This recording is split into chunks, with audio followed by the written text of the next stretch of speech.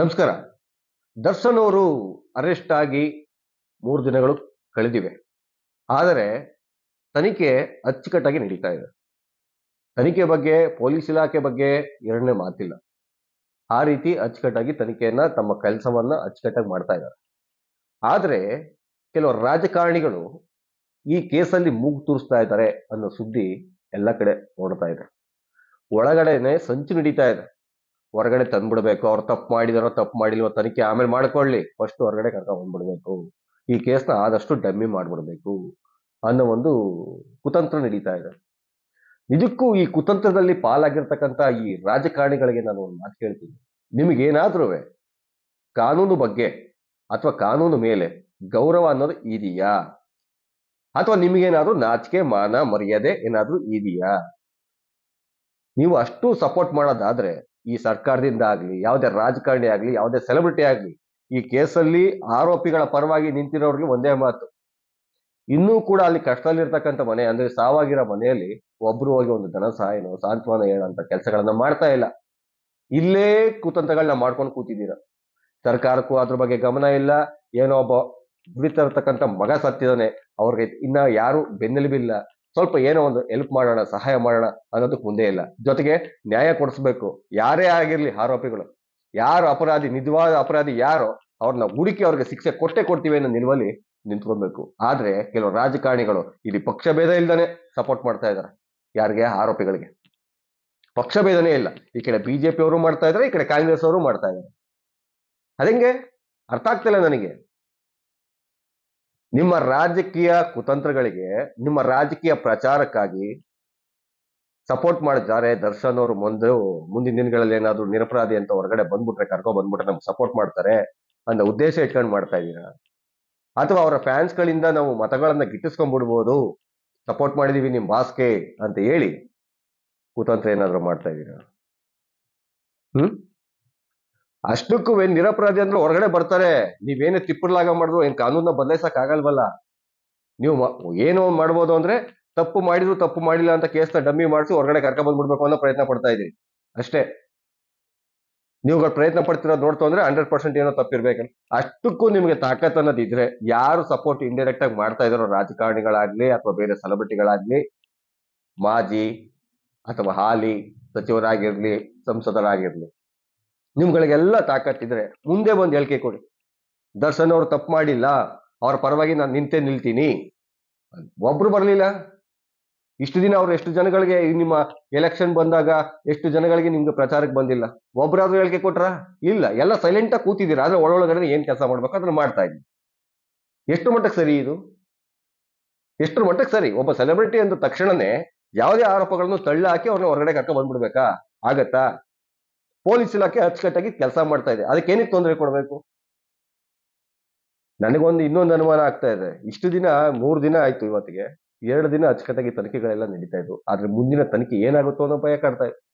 ಎಲ್ಲಿ ನಿಜವಾದ ಅಪರಾಧಿಗಳು ತಪ್ಪಿಸ್ಕೊಂತಾರೋ ಅಥವಾ ಇಲ್ಲಿ ಕೇಸೇ ಬಿದ್ದೋಗುತ್ತೋ, ಸತ್ತ ಮನೆ ಅಂತ ಅಂದ್ರೆ ನೋವಿನಂತ ಇರ್ತಕ್ಕಂಥ ಮನೆಗಳಿಗೆ ನ್ಯಾಯ ಸಿಗುತ್ತೋ ಸಿಗಲ್ವೋ ಅನ್ನೋ ಅನುಮಾನ ಕಾಡ್ತಾ ಇದೆ.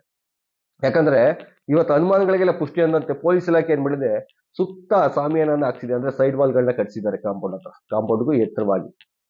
ಕೆಲವು ಮಾಧ್ಯಮಗಳು ಸುದ್ದಿ ಮಾಡ್ತವೆ, ದರ್ಶನ್ ಅವರು ಸಿಗ್ನಲ್ ಸೇದ್ಬೇಕಲ್ಲ, ಅದು ಕಾಣಿಸ್ಕೊಬಾರ್ದು, ಅದಕ್ಕೆ ಸೈಡ್ ವಾಲ್ ಕಟ್ಟಿಸ್ತಾ ಇದ್ದಾರೆ ಅಂತ ಸುದ್ದಿ ಮಾಡ್ತಾರೆ.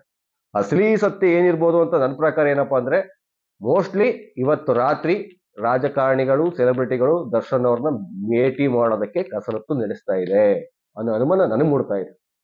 ಯಾಕಂದ್ರೆ ಇಷ್ಟು ದಿನ ಯಾರೋ ಮೊನ್ನೆ ಸುದ್ದಿಗಳಲ್ಲೂ ನೋಡ್ತಾ ಇದ್ದೀವಿ, ಯಾವ ರಾಜಕಾರಣಿ ಆಗ್ಲಿ, ಯಾವುದೇ ಸೆಲೆಬ್ರಿಟಿ ಆಗ್ಲಿ ದರ್ಶನ್ ಅವ್ರನ್ನ ಭೇಟಿ ಮಾಡೋ ಸಾಹಸಕ್ಕೆ ಕೈ ಹಾಕಿರ್ಲಿಲ್ಲ. ಎಲ್ಲಿ ಮಾಧ್ಯಮಗಳು ಕವರ್ ಮಾಡಿ, ದರ್ಶನ್ ಅವ್ರ ಪರ ಇವ್ರು ನಿಂತಿದ್ದಾರೆ, ಅವ್ರು ನಿಂತಿದ್ದಾರೆ ಅಂತೇಳಿ ಸುದ್ದಿಗಳನ್ನ ಹರಡಿಸ್ಬಿಡ್ತಾರೆ. ನಾಳೆ ದಿನ ಡ್ಯಾಮೇಜ್ ಆಗ್ಬೋದೇನೋ ಅನ್ನೋ ಕಾರಣಕ್ಕೆ ಯಾರು ಸುಳಿದಿರ್ಲಿಲ್ಲ. ಈಗ ಹೋಗ್ಲೇಬೇಕು, ಎಲ್ಲೋ ನಾಳೆ ಇವತ್ತು ತನಿಖೆ ಮಾಡಿ ಬಿಟ್ಬಿಡ್ತಾರೆ ಅನ್ನೋ ಮೂಮೆಂಟ್ ಅಲ್ಲಿ ಇದ್ರಿ. ಒಳೊಳಗೆ ಫೋನ್ ಕಾಲ್ಗಳು ಮಾಡ್ಕೊಂಡು ಹೆಂಗೋ ಬಿಡಿಸ್ಬಿಡೋಣ ಅನ್ನೋ ಪ್ಲಾನ್ ಮಾಡ್ಕೊಂಡಿದ್ರೆ ಅದು ವರ್ಕೌಟ್ ಆಗ್ಲಿಲ್ಲ. ಅದಕ್ಕೆ ನೇರವಾಗಿ ಅವ್ರ ಹತ್ರ ಹೋಗಿ, ನಾವು ಸಪೋರ್ಟ್ ಇದೀವಪ್ಪ, ನಾವಿದೀವಿ, ಸಮಾಧಾನವಾಗಿರಿ, ಎಲ್ರು ತಲೆ ಕೆಡ್ಸ್ಕೊಳ್ಬೇಡಿ, ಏನೇ ಆದ್ರೂ ಕೇಸ್ ಎಂಥದ್ದೇ ಇದ್ರು ಡಿಸ್ ಮಾಡಾಕ್ಬಿಡೋಣ ಅನ್ನೋ ಮಾತುಕತೆಗೆ ಹೋಗ್ಬೇಕು ಅಂತ ಪ್ಲಾನ್ ಮಾಡ್ಕೊಂಡಿದ್ದು. ಈ ರೀತಿ ಸಾಮಾನ್ಯಗಳನ್ನ ಹಾಕ್ಸ್ಕೊಂಡು ಮಾಡ್ತಾ ಇದ್ದಾರೋ ಗೊತ್ತಿಲ್ಲ. ಯಾಕಂದ್ರೆ ಸಾಮಿಯಾನ ಹಾಕ್ಸಂತ ಸಿಚುವೇಶನ್ ಏನು ಇರ್ಲಿಲ್ಲ. ಯಾಕಂದ್ರೆ ಅಂತ ಗೌಪ್ಯವಾಗಿ ಇಡಬೇಕಂತ ಕೆಲಸ ಏನಿಲ್ಲ. ಯಾಕಂದ್ರೆ ಒಳಗಡೆ ಇಡೋದ್ರಿಂದ ಹೊರಗಡೆ ಕಾಂಪೌಂಡ್ ಅಲ್ಲಿ ಹಾಕೊಂಡ್ರೆ ಏನ್ ಪ್ರಯೋಜನ ಇಲ್ಲ. ಯಾಕಂದ್ರೆ ಮಾಧ್ಯಮಗಳು ಅಷ್ಟು ಸುಲಭವಾಗಿ ಬಿಟ್ಕೊಡಲ್ಲ. ಯಾಕಂದ್ರೆ ರಾತ್ರಿ ಎಲ್ಲ ಕಾಯ್ತಾರಲ್ಲ ಕೂತು. ಮಾಧ್ಯಮದಲ್ಲಿ ಪ್ರತಿಯೊಬ್ಬ ಡಿಪಾರ್ಟ್ಮೆಂಟ್ ಅಲ್ಲಿ ಕ್ರೈಮ್ ಡಿಪಾರ್ಟ್ಮೆಂಟ್ ಅವರು, ಅಲ್ಲಿ ಮಾಧ್ಯಮದವರು ಅಂತ ಇರ್ತೀವಿ, ಕ್ರೈಮ್ ಬ್ಯೂರೋ ಅಂತ ಇರುತ್ತೆ. ಅವರು ರಾತ್ರಿ ಡ್ಯೂಟಿ ಕೂಡ ಹಾಕಿರ್ತಾರೆ, ನೈಟ್ ಶಿಫ್ಟ್ ಕೂಡ ಇರುತ್ತೆ. ಅವ್ರ ಕಾದೇ ಕಾಯ್ತಾರೆ. ಯಾರೇ ಬಂದ್ರು ಕವರೇಜ್ ಮಾಡೇ ಮಾಡ್ತಾರೆ. ಏನ್ ಸಮಸ್ಯೆ ಇಲ್ಲ. ನೀವೇನೇ ಸೈಡ್ ವಲ್ ಹಾಕೊಂಡು ಏನೇ ಮಾತುಕತೆ ಆಗೋದು ಗೊತ್ತಿರಲ್ಲ. ಬಟ್ ಯಾರು ಬಂದ್ರು ಯಾರು ಹೋದ್ರು ಅನ್ನೋದು ಕವರೇಜ್ ಮಾಡೇ ಮಾಡ್ತಾರೆ ಮಾಧ್ಯಮಗಳು, ಬಿಡಲ್ಲ. ಆದ್ರೆ ಅದು ಕವರೇಜು ಸುದ್ದಿಗಳ ಬಗ್ಗೆ ಬಿಟ್ಬಿಡಿ, ಭೇಟಿ ಮಾಡಿ ತಪ್ಪಿಲ್ಲ. ಆದರೆ ಅಪರಾಧಿ ನಿಜವಾಗ್ಲೂ ಅಪರಾಧ ಮಾಡಿದ್ರೆ, ಈ ಆರೋಪಿಗಳು ನಿಜವಾಗ್ಲೂ ಆ ತಪ್ಪನ್ನ ಮಾಡಿದ್ರೆ, ಆ ಕೊಲೆ ಕೇಸಲ್ಲಿ ಭಾಗಿಯಾಗಿದ್ರೆ ತಪ್ಪಿಸುವಂತ ಕೆಲಸವನ್ನ ಮಾಡಬೇಡಿ. ಇದೊಂದೇ ಕೇಳ್ಕೊಳ್ಳೋದು. ಯಾಕಂದ್ರೆ ನ್ಯಾಯ ಎಲ್ಲರಿಗೂ ಒಂದೇ ಆಗಿರ್ಬೇಕು. ಇದು ತಪ್ಪಾಗ್ಬಿಡತ್ತೆ. ಹೆಂಗೆ ಅಂದ್ರೆ ಅಪರಾಧಿಗಳನ್ನ ಬಿಡಿಸೋಂತ ಕೆಲಸ ಮಾಡ್ದಂಗೆ ಆಗ್ಬಿಟ್ರೆ ತಪ್ಪಾಗ್ಬಿಡತ್ತೆ. ಆರೋಪಿಗಳನ್ನ ಬಿಡಿಸ್ಕೊಂಡ್ಬರತ್ತ, ಏನೋ ಬೇಲ್ ಕೊಟ್ಟು ಏನೋ ಮಾಡ್ಲಿ, ತನಿಖೆ ಮಾಡ್ಲಿ. ಆದ್ರೆ ಕಾನೂನ ಪೊಲೀಸರ ಕೈಲಿ ಕೊಟ್ಬಿಟ್ಟು ಕಾನೂನ ಕಾಪಾಡುವ ಅಂತ ಕೆಲಸ ಮಾಡಬೇಕು ಈ ರಾಜಕಾರಣಿಗಳು. ಕಾನೂನ ತಿರುಚೋ ಕೆಲಸಗಳನ್ನ ಮಾಡಬಾರ್ದು. ಇದು ಹೆಂಗಾಗಿದೆ ಅಂದ್ರೆ, ರಾಜಕೀಯವಾಗಿ ನೋಡೋದಾಯ್ತು ಅಂದ್ರೆ ಸಿದ್ದರಾಮಯ್ಯ ಅವ್ರಿಗೆ ಕುತ್ತಿಗೆ ಬಂದ್ಬಿಟ್ಟಿದೆ. ಅಂದ್ರೆ ಬಿಸಿ ತುಪ್ಪ ನುಂಗದ ಉಗುಳದ ಒಂದು ಅರ್ಥ ಆಗ್ತಾ ಇಲ್ಲ. ಯಾಕಂದ್ರೆ ಅವ್ರ ಪರಿಸ್ಥಿತಿ ಹೆಂಗಿದೆ ಅಂತಂದ್ರೆ, ಈಗ ಬೇರೆ ಸಚಿವರ್ಕೋ ಬೇರೆ ಒತ್ತಡಕ್ಕೋ ಮೊಳೆದು ಏನೋ ಒಂದು ಕೇಸ್ನ ರವಿ ಮಾಡಿಸೋ ಪರಿಸ್ಥಿತಿಲೂ ಅವ್ರಿಲ್ಲ. ಅಥವಾ ಶಿಕ್ಷೆ ಕೊಡ್ಸದನೆ ಅಥವಾ ಅಪ್ಪಿತಪ್ಪಿ ಏನಾದ್ರೂ ಅವರು ನಿರಪರಾಧಿ ಅಂತ ಪ್ರೂವ್ ಆಗಿ ಹೊರಗಡೆ ಬಂದ್ರು ಕೂಡ ಅವ್ರಿಗೆ ಕೆಟ್ಟ ಹೆಸರು. ಓ ಏನೋ ಗೋಲ್ಮಾಲ್ ಮಾಡಿದ್ದಾರೆ, ಸರ್ಕಾರದವರು ಮಿನಿಸ್ಟರ್ಗಳು ಎಲ್ಲ ಸೇರ್ಕೊಂಡು ದುಡ್ಡಿರೋರು ಎಲ್ಲ ಸಪೋರ್ಟ್ ಇರೋರು ಏನೋ ಗೋಲ್ಮಾಲ್ ಮಾಡಿದ್ದಾರೆ ಅಂತ ಹೆಸರೇ ಬರೆದು ದರ್ಶನ್ ಅವರು ನಿರಪರಾಧಿ ಅಂತ ಪ್ರೂವ್ ಆಗಿ ಹೊರಗಡೆ ಬಂದ್ರು ಕೂಡ ಸರ್ಕಾರಕ್ಕೆ ಈ ಕೆಟ್ಟ ಹೆಸರು ತಪ್ಪಿದ್ದಲ್ಲ.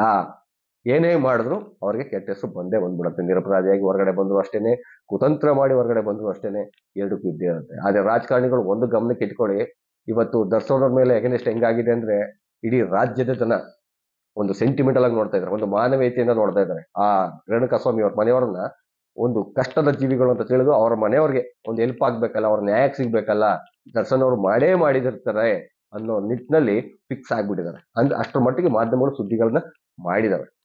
ಯಾಕಂದ್ರೆ ಇದು ಹೆಂಗಾಗುತ್ತೆ ಅಂದ್ರೆ, ನಾಳೆ ದಿನ ನಿಮ್ಮ ಪ್ರಚಾರಕ್ಕೆ ಬಂದ್ರು ದರ್ಶನ್ ಪ್ರಚಾರ ಮಾಡ್ಬಿಟ್ರೆ ನಾವು ಓಟ್ ಹಾಕ್ಬಿಡ್ಬೇಕಾ ಅನ್ನೋ ಪರಿಸ್ಥಿತಿಗೂ ಹೋಗ್ಬಿಟ್ಟಿದ್ದಾರೆ ಜನಗಳು.